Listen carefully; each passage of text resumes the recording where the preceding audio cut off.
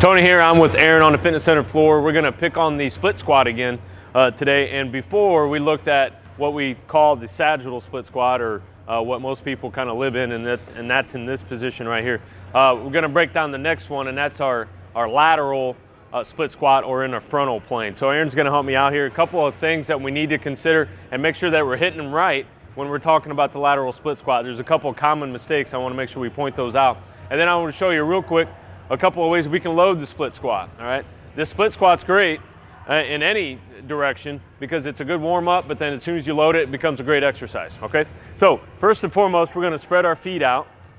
And just like our sagittal split squat, right? That should be a good 3 to 4 foot gap, right? We don't wanna be in too skinny. The other big thing that we wanna make sure is that everything is facing forward, toes, knees, hips, everything's facing forward. Now, I'm gonna have Aaron step in, or sit back into his hip, into this split squat, coming into this direction. So if you come on over here.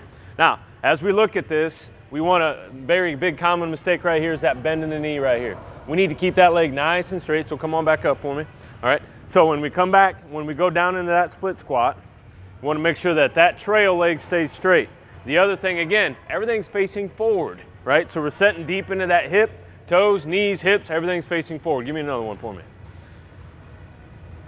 Okay, so again, remember, this is different than a lunge. He's staying in the split squat position, coming out. Okay, so that's our regular split squat or a lateral split squat in the frontal plane. So the way we load that, we're just gonna give Aaron here a kettlebell. We're gonna load it up just like that, a front loaded position. So our goblet position with our kettlebell, go ahead and set into a squat. Good, keeping the elbows nice and close. One more for me. Good.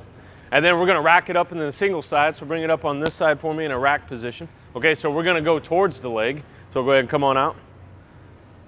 So that's one way when you load it up in the rack position, you can do this, but now I'm gonna have him go the opposite direction. So he's gonna keep the kettlebell here, but now he's gonna laterally split squat to that direction. And then you can see the stability need that goes up because we're going that way, but the load's on this side. Okay, go ahead and relax, good job.